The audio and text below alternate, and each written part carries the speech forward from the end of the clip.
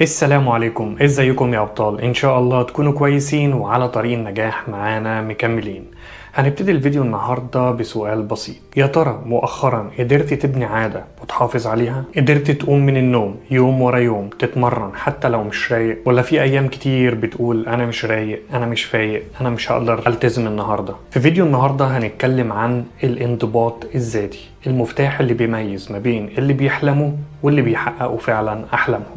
في فيديو النهاردة هنقدر نفهم يعني ايه الانضباط الذاتي، هنعرف نفرق ما بين الانضباط والتحفيز، هنتعلم مع بعض استراتيجيات فعالة لبناء الانضباط الذاتي. قبل ما نخش في التفاصيل لازم نعرف ايه هو الانضباط الذاتي وايه الفرق ما بينه وما بين التحفيز. ببساطة التحفيز ان انت عندك رغبة وحماس ان انت تعمل حاجة، اما الانضباط هو ان انت تعمل الحاجة دي بغض النظر عن مزاجك، بغض النظر عن الظروف السلبية اللي حواليك. الانضباط الذاتي هو انك تواجه المقاومة الخارجية حتى لو انت مش عايز تعمل الحاجة دي، وهو انك تعيش الحياة بتصميم